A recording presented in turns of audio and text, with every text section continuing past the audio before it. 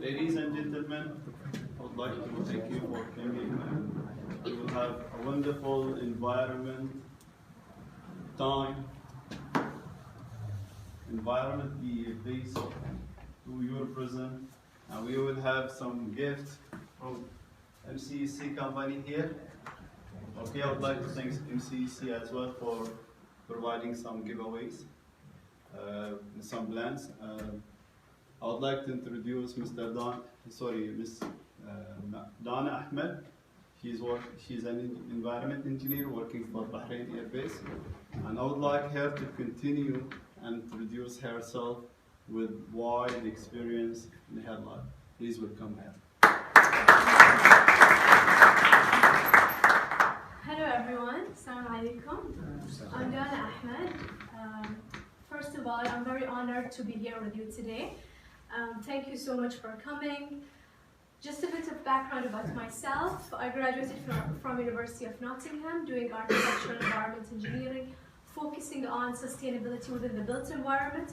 And then from that, I worked at the Supreme Council for Environment for almost a year as an environmental specialist in the assessment and control section, where we looked into implementing environmental regulations for projects and investors prior to operations. And now I'm working at Bahrain Airport Company, looking after the environmental performance of the airport, enjoying it a lot, and engaged in the lead targeted certification of the new passenger terminal building. So that's it about myself. We'll move into the presentation. So today's presentation will be a brief environmental awareness. I'll start by introducing the topic, and then I'll move to key environmental issues, key environmental commitments and regulations, and finally, I'll be emphasizing about your role. Most importantly, your role and how you can contribute. So to start with, looking at the screen, what can you see on the screen? Fire.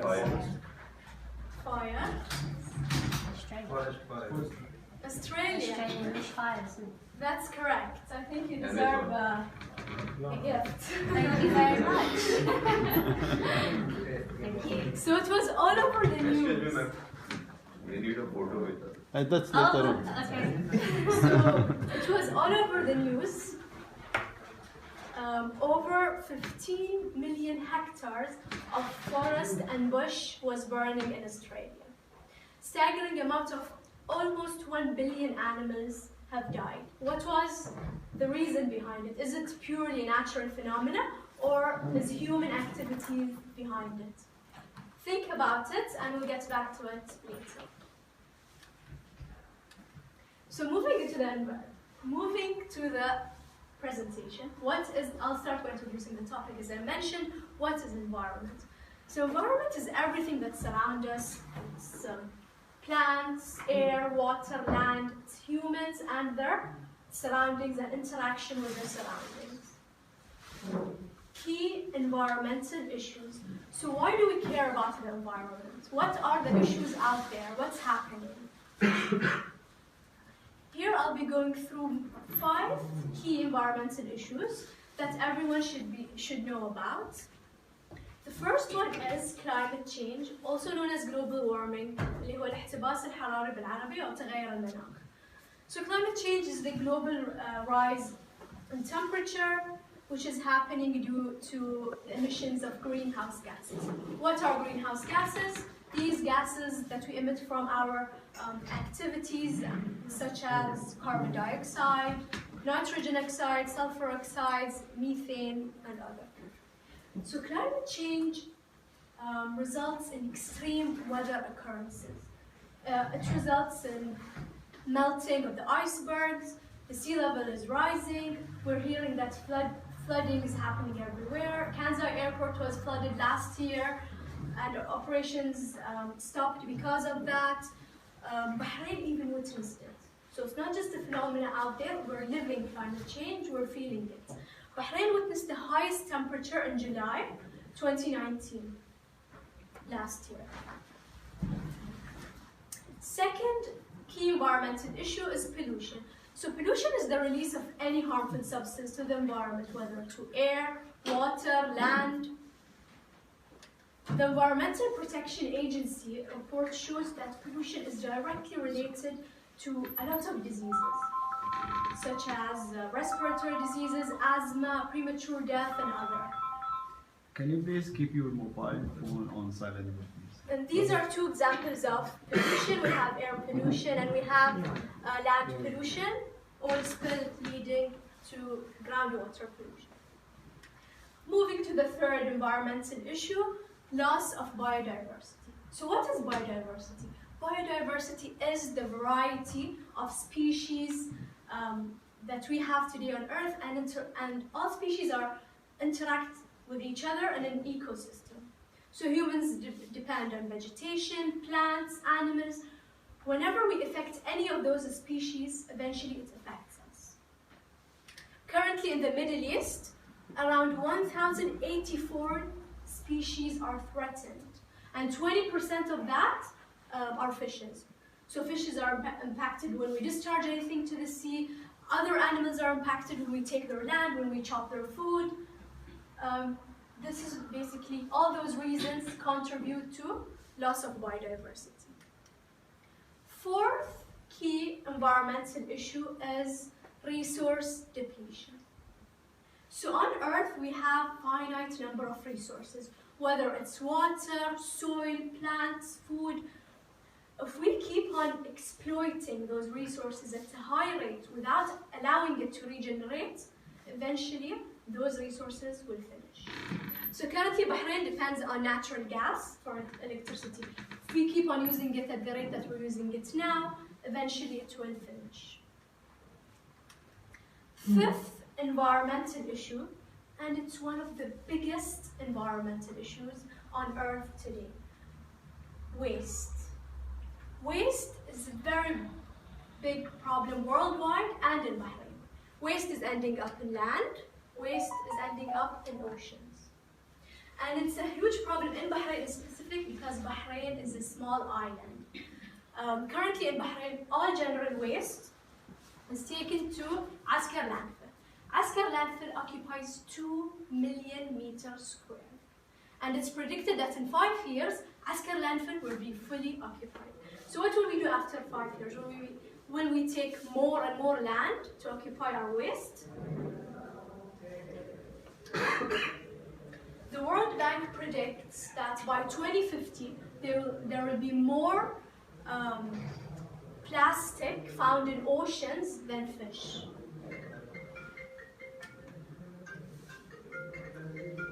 Moving into environmental commitments and regulations. So what are our environmental commitments at a national level in Bahrain, and what are the main regulations that everyone should know about?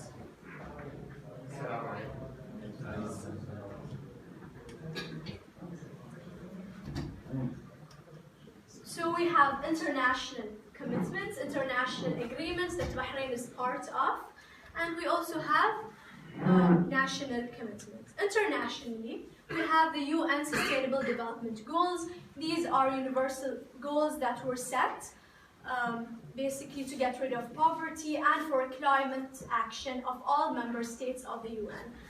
Second, we have the Kyoto Protocol. So the Kyoto Protocol, again, is an agreement that Bahrain signed with regards to limiting climate change and emissions of greenhouse gases. Third one is Paris Agreement. Paris Agreement, again, looks into climate change and how to limit temperature increase to 2 degrees Celsius. Montreal Protocol is an agreement that Bahrain signed with regards to ozone depleting materials.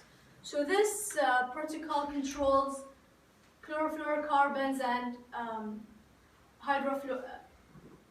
HCFC, so hydrofluorocarbons. And the second, actually the fourth agreement that we have on the screen is Basel Convention.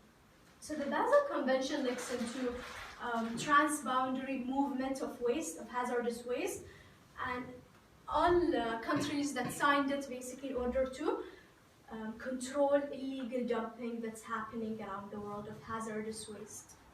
Finally, CITES, Convention of International Trade of Endangered Species, with regards to basically protecting endangered species. So these are some of our international, some of the agreements that Bahrain is part of. On a national level, we have Bahrain Economic Vision of 2030. So Bahrain Economic Vision looks into implementing those SDGs, basically Sustainable Development Goals, and protecting the environment, natural resources, etc. Then we have the National Energy Efficiency Action Plan of Bahrain. We'll talk about it later. We have the National Renewable Energy Action Plan, and we also have environmental regulations by the Supreme Council for Environment. So these are the two national action plans. We have the Energy Action Plan of Bahrain, targeting 6% reduction of energy consumption by 2025, compared to the average baseline, which is from 2009 till 2013. And the Renewable Energy Action Plan targets 5% renewables by 2025 and 10% renewables by 2035. Renewables will be a mix of solar, waste to energy, and other renewable sources of energy. So you can find those on the internet and read more about the targets that the government has. Regulations of environment in the Kingdom of Bahrain. So the Supreme Council of Environment sets and implements those environmental regulations.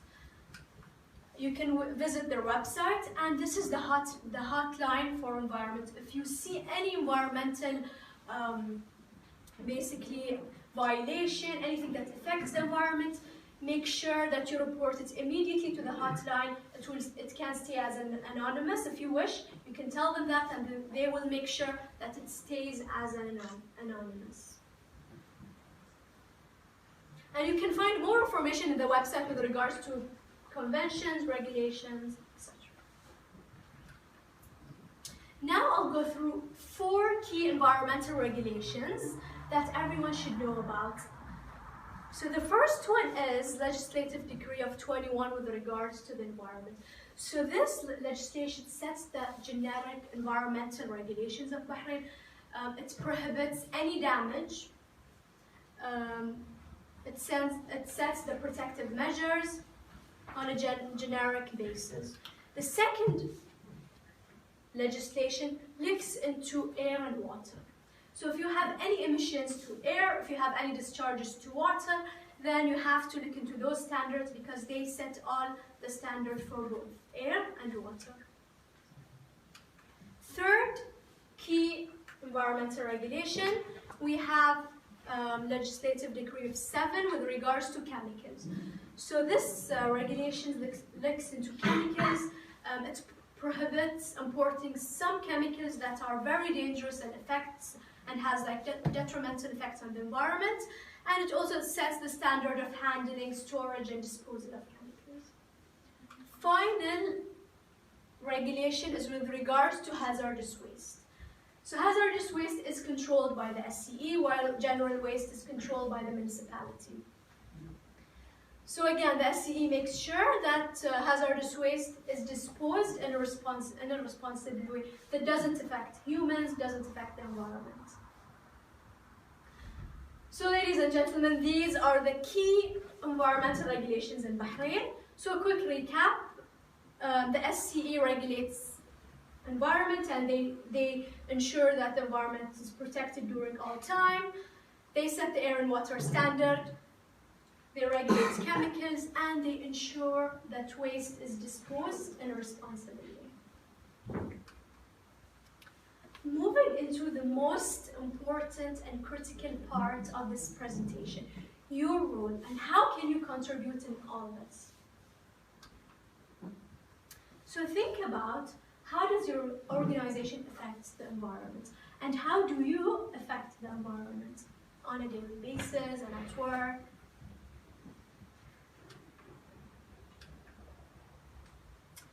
So your role is to ensure that the environment is protected during all times. Utilize resources efficiently, conserve energy and water, and follow the waste hierarchy. So I'll be going through each and every one in details and how can you contribute in each and every one. So first thing is your role in environmental protection. First of all, looking into the screen, what difference do you see between the right side and the left side? Left side is totally pollution going on, and at the right side, it's environmentally good. Like trees are there. Yes. Rainy season is looking out. Then clouds are good. Actually, both right and left side are reciprocal to each other. If there is no right left side, we cannot achieve right side. It's a plan for No, future. I disagree. It's a plan for future to use the our resources. I mean, natural resources. Okay, like air and sun.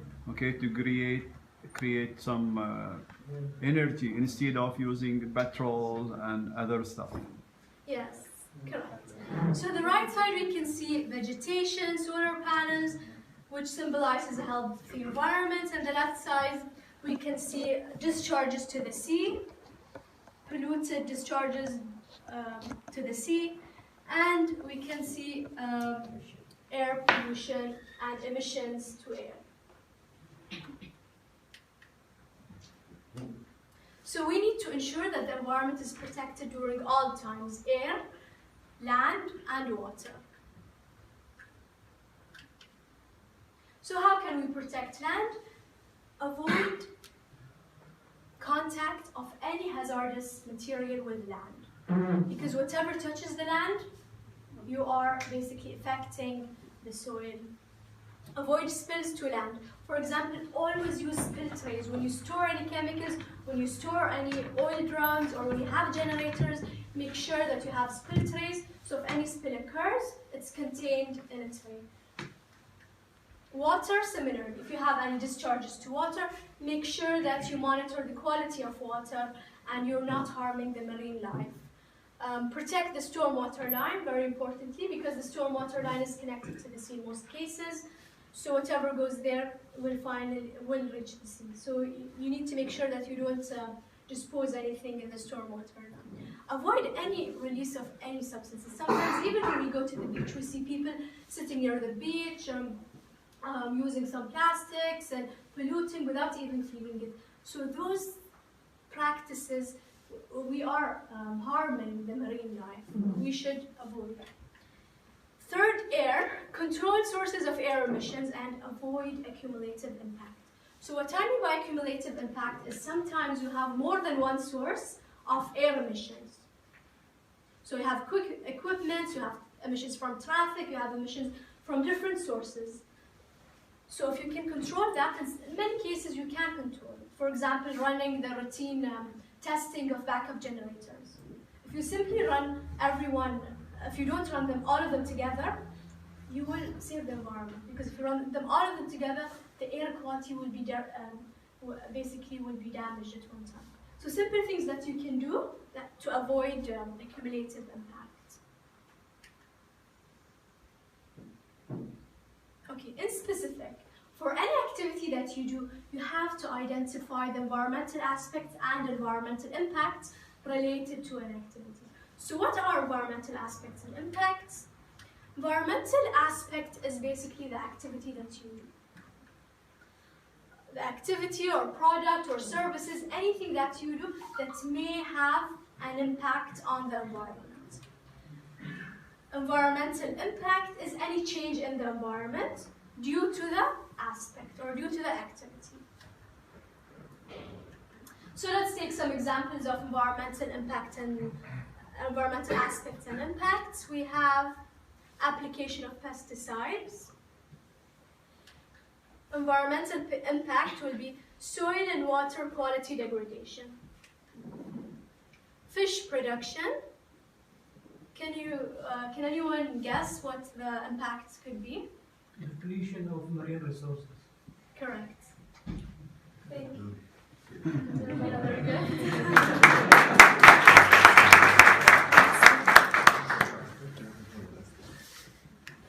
So the impact is resource depletion, as our friend mentioned. The third aspect is recycling, and the impact is diverting waste from landfill. So again, the impact could be negative or it could be positive.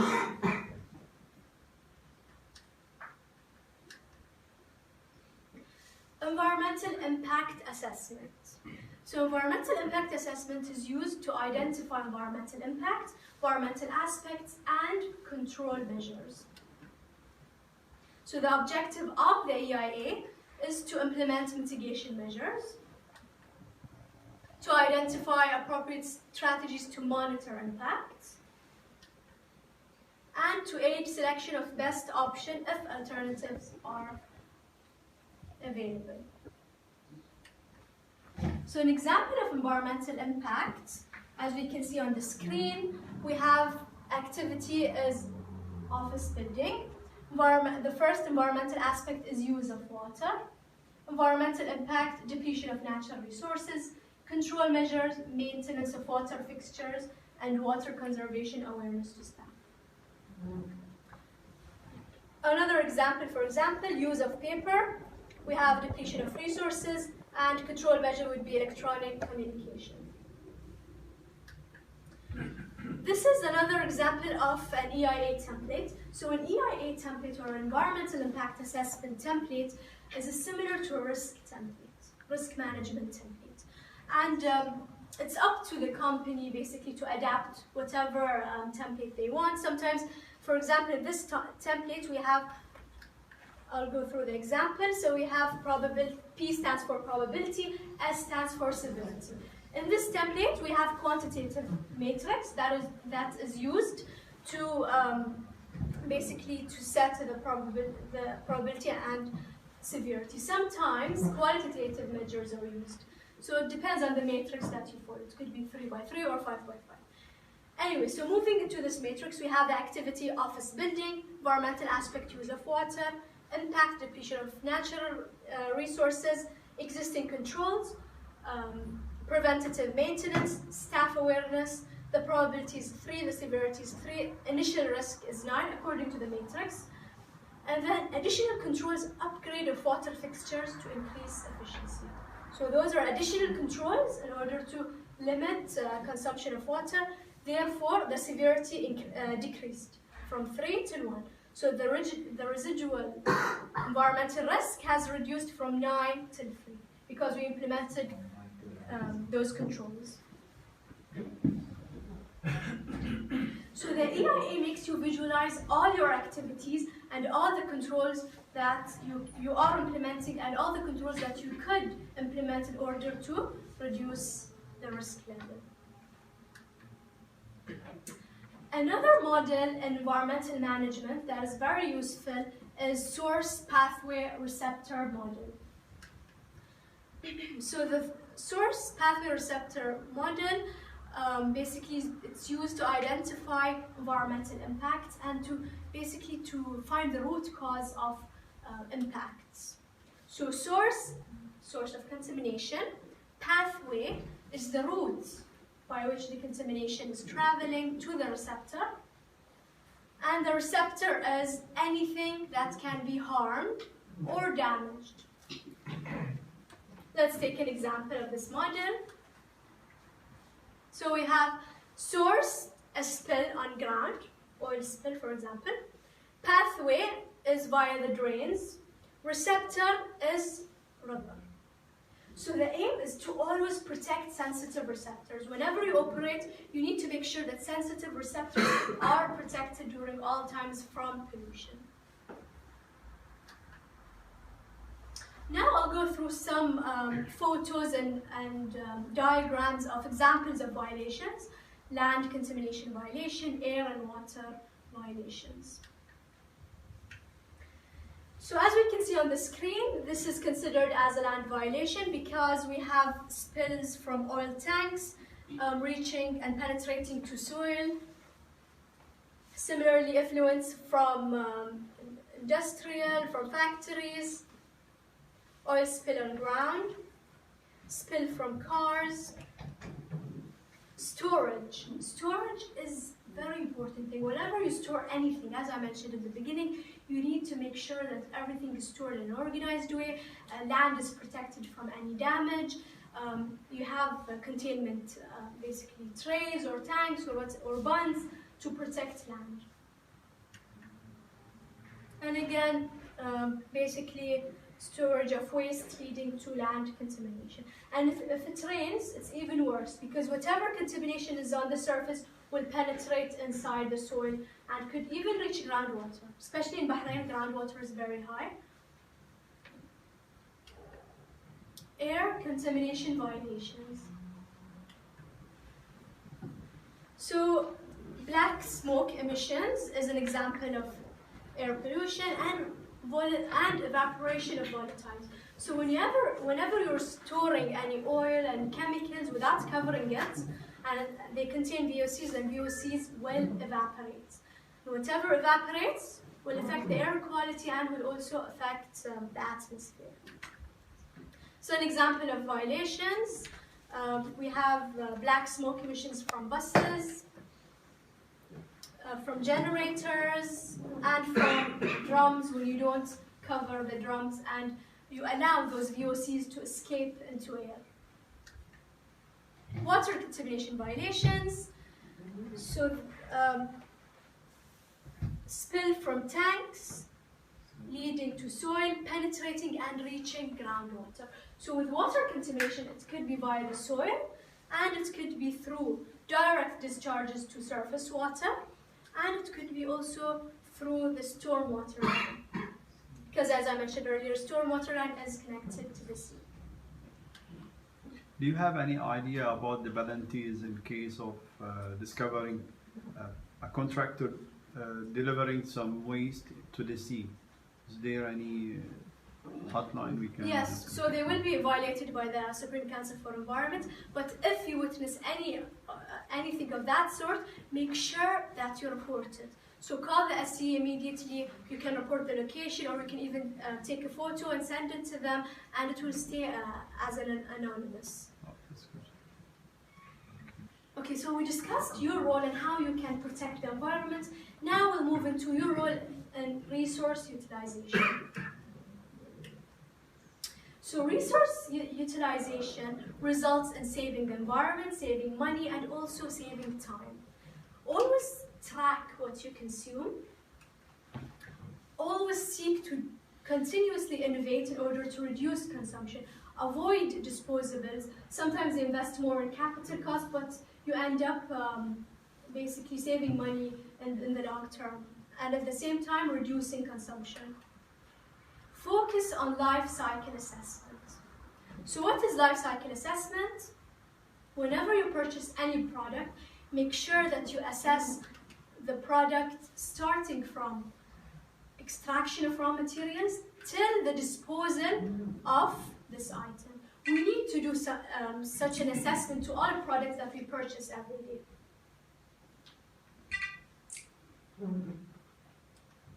Green procurement. Green procurement is so important, and it's a simple thing that you can introduce at your companies and even at home.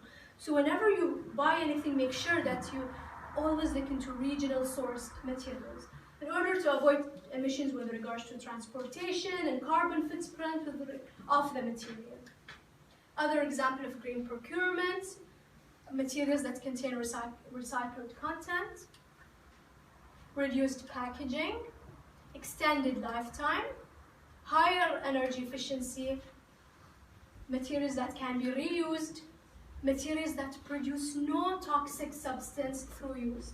For example, an example of that is when you will buy paint. You have two options, solvent-based paint, water-based. If you purchase the solvent-based paint, you will be emitting volatiles and VOCs through basically using the paint, through application and through the lifetime. While Water-based paints, you will be avoiding those toxic emissions. Manufactured in an environmental responsible way. So we need to consider those considerations basically when purchasing anything and make it a habit. For example, for the new terminal building targeting LEED certification, all these are considered. And for any targeted LEED certified building, green procurement is one of the requirements. Your role in energy and water conservation. So we discussed your role into how to protect the environment, how can you utilize resources, and now we'll move into how can you contribute in energy and water conservation. So during your work, always analyze consumption, always implement innovative procedures to reduce consumption. Again, the process owners, the people that are part of maintenance, part of certain processes, they will know more about how to conserve energy and water. So always try to innovate and think how you can reduce consumption through your work. And on a daily basis, simple things that you can do that matters, such as turning off the lights when you don't need it, clean your AC filters. Again, many times we forget about that, but whenever you don't clean your AC filters, you have dirt and debris accumulating on the filter, then the air conditioner needs to work more and more to cool your room, consuming more electricity. Third is utilize your AC thermostat. So avoid overcooling. A lot of times in Bahrain, we see that people set the thermostat on 18 degrees Celsius, and it's not really required. If you set it on 23, you will still reach your thermal comfort. Close the door behind you to keep the room cooled.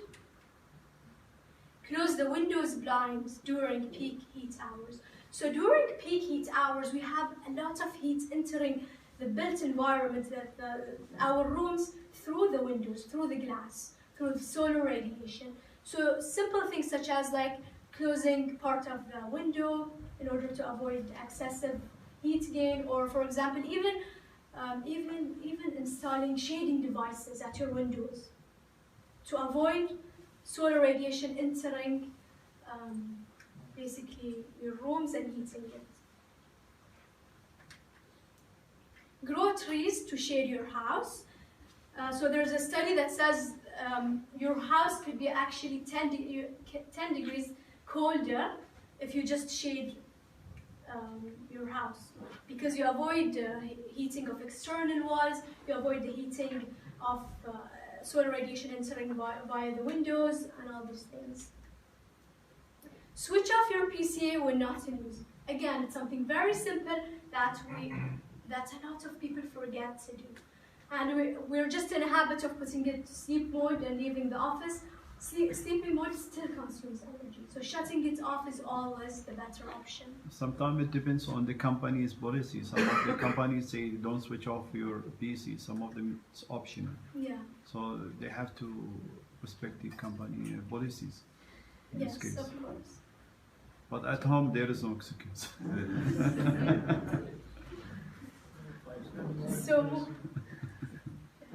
So moving to water conservation. Do not waste any water unnecessarily. Again, we see a lot of people, for example, when they wash their garages in our neighborhood and they splash water here and there without feeling,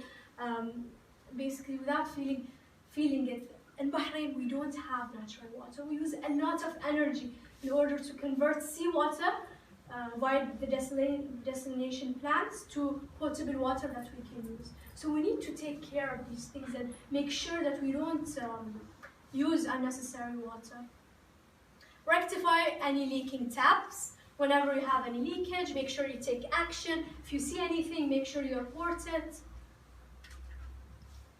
Fourth, your role in waste management. So I'll play a short video.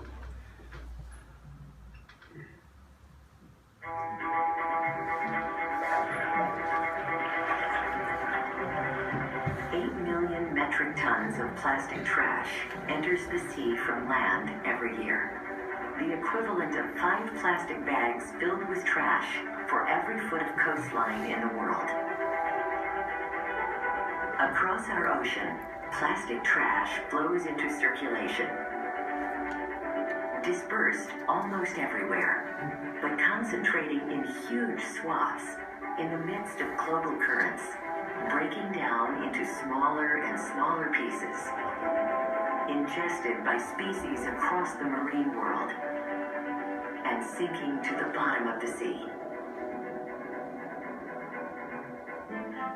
Anyone can make plastic anywhere in the world and sell it anywhere else in the world. There's no design paradigm, there's no barriers. In order to solve the plastic packaging problem, we need to effectively rethink the entire system.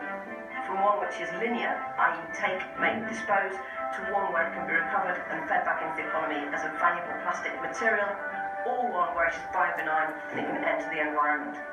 The ultimate goal of the new plastics economy is to design an economy where plastic packaging never becomes waste.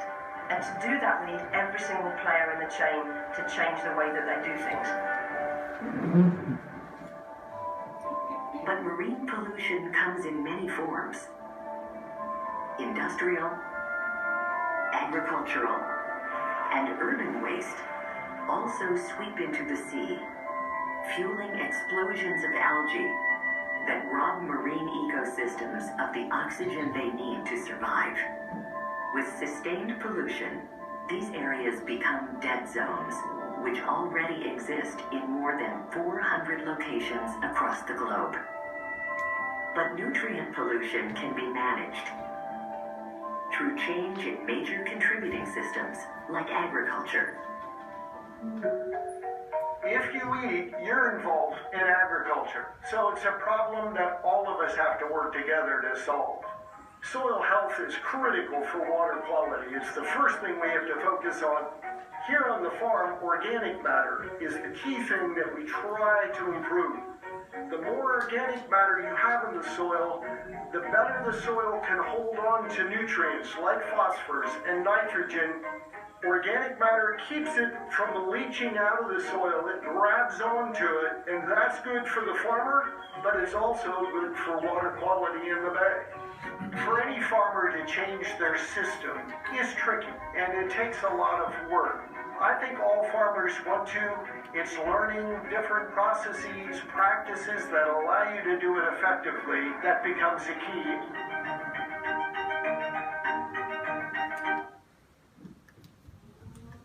Okay. So waste, as I mentioned in the beginning, is a very big problem worldwide and in Bahrain due to the size of Bahrain. On a general basis, whenever you generate any type of waste, make sure, especially if it was industrial waste, make sure that it's disposed according to the set environmental regulation and it's not disposed as general waste. So this is, I wanted to share this because it's very important to have the Supreme Council of Environment Waste Manifest whenever you generate any industrial waste. So the manifest keeps track and a record of how you disposed your waste. It has the signature of the waste generator, the waste transporter, and the Supreme Council for Environment, and they provide you with the best available technology or the best available basically disposal area or disposal or treatment depending on the type. And finally, the receiver. So we hear a lot of illegal dumping these days. By having this form and keeping it with you, you make sure that whatever leaves your premises is disposed in an environmental responsible way. And you'll keep the record for that. So another manifest is Hafira manifest. So Hafira is the hazardous landfill in Bahrain. So I mentioned earlier about Askar landfill, which is for general waste in the beginning. Second landfill is Hafira, which is for hazardous waste. So this manifest is used for Hafira specifically. So the landfill is controlled by the SCE, and they accept hazardous waste that cannot be treated or cannot be recycled or cannot be basically dealt with other than it has to go to the landfill, and it can't go to the general landfill. It has to go to this hazardous landfill that is designed to basically cope with the hazardous waste. So examples of hazardous waste is used oil, fluorescent lights, and incandescent lights. So why is fluorescent considered as hazardous waste? Does anyone have any? Why is fluorescent considered as hazardous waste? Because the material it contains inside the fluorescent light has chemical. So that chemical will affect the environment as well. Some of them, they are very poisonous. Correct. So it contains mercury. So mercury, basically, this is why it can't go with general waste because it contains mercury. Incandescent lights contain heavy metals, again, which is harmful to the environment. Paint, batteries, sludge, expired chemicals, lubricants, electronic waste, again, because they contain heavy metals. What about hospital waste hazard? Yes, medical waste is usually incinerated in Bahrain, and there is also transportation form manifest for medical waste. But where is it disposed? I mean, the It's medical incinerated. Incinerated? Where? In Asad itself? No. there is Bahrain my company. Bahrain waste. Bahrain waste. But here, I just click on my mind. What about we use chemicals at home, right?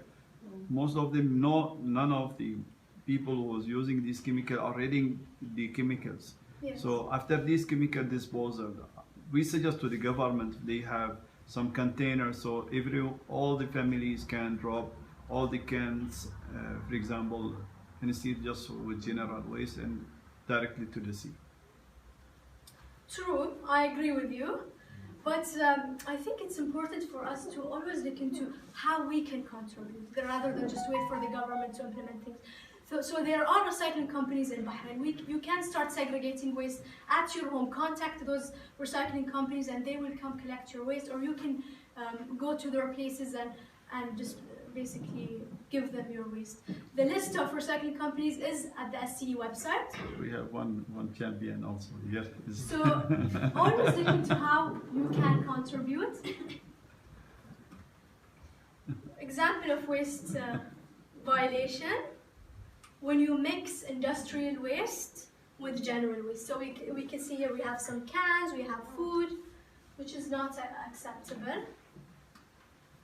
I have one question. And yes. This is not controlled. Which, I'm an architect, I'm on construction site, yeah. and any kind of skip, or 95% or 99% or maybe 99.9% of the skips are usually contaminated with mixed waste, Yes. which has hazardous waste and non-hazardous waste. Yeah. And there is no, unfortunately, proper control. And in Europe or in Germany specifically, once you segregate the waste, you pay per skip maybe 10, 15 or 20 BD. Once you have mixed waste, you pay 200-300 BD. Yeah. So the system somehow should be implemented in a very near future in order to avoid these kind of things, because the people in general, they don't understand what is hazardous waste. As you said, they don't read at all, and the contractor or even the consultant, the developer, need to be educated in this manner. Yeah, I agree with you 100%. There are gaps, a lot of gaps, but we always see what we can do. Awareness, spreading awareness, making people basically contribute without having the system there, it's still better than nothing. So this is what we try to do. We try to promote people to do such things from themselves, to start segregate, to start contacting those companies, because for example, me, I can't change the world. I can't set those policies, but I can affect people. So this is what we want. We can do simple things to contribute. That's it. I hope I answered your... Okay, so always ensure that you implement the waste hierarchy during your work and also at home.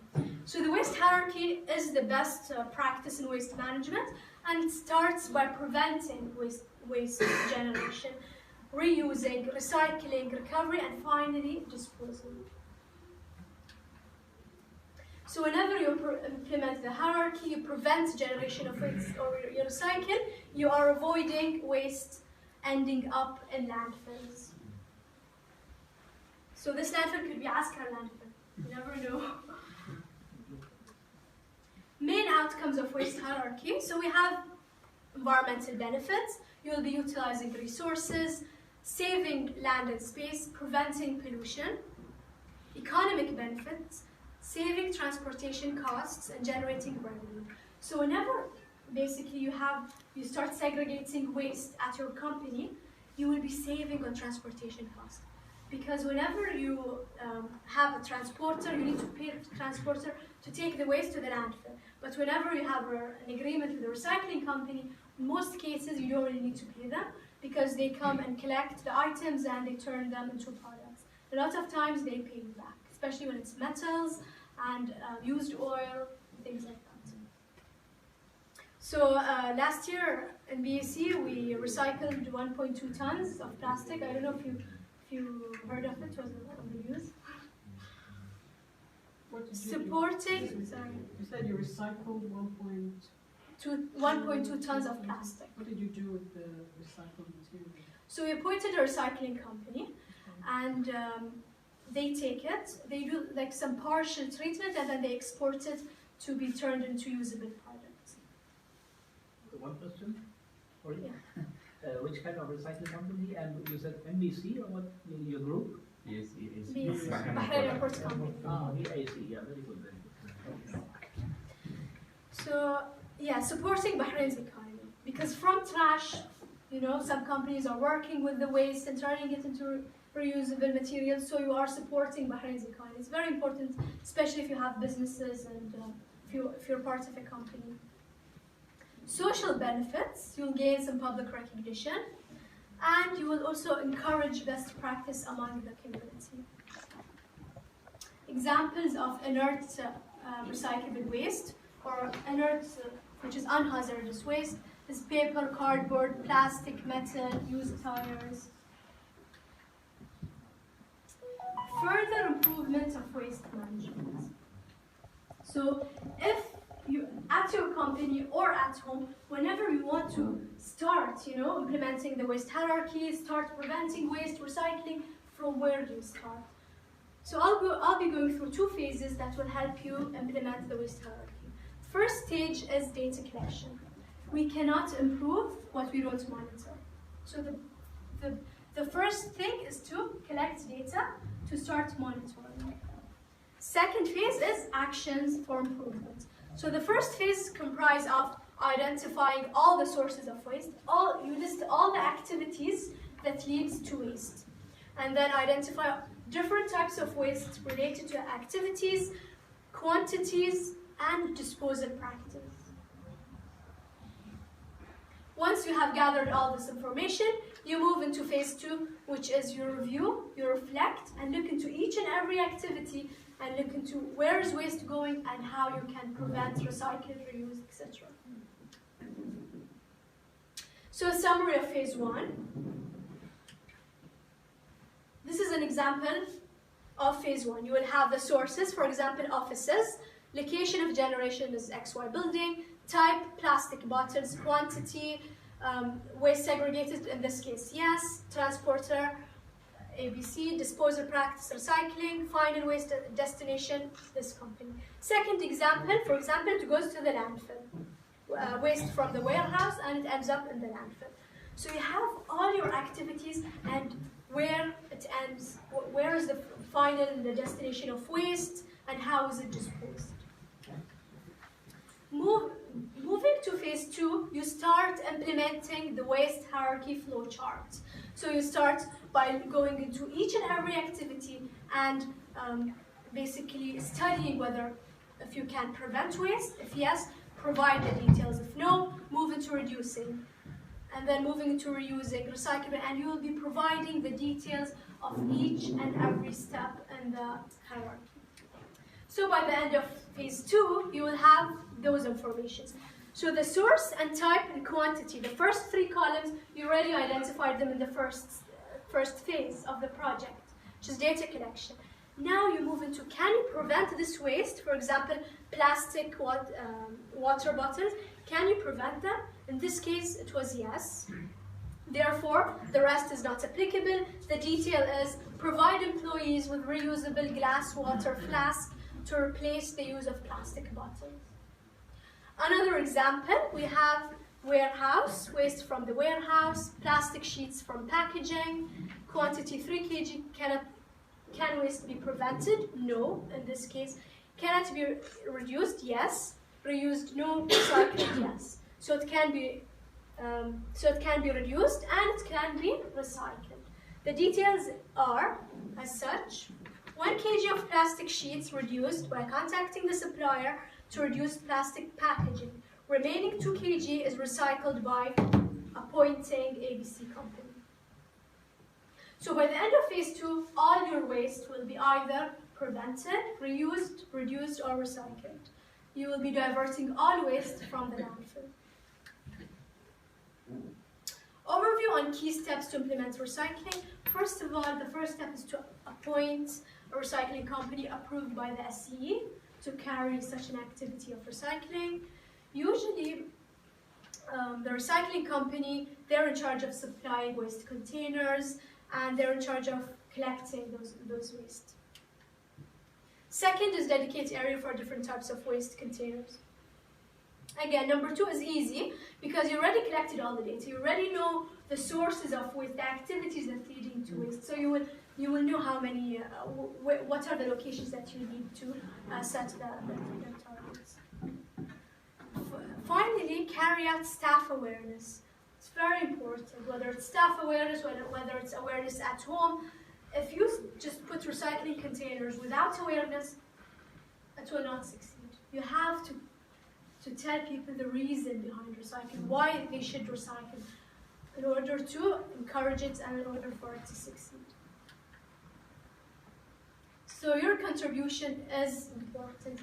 Your contribution in managing and reducing waste, your contribution in conserving energy and water, reducing emissions through, for example, of transportation, emissions from anywhere.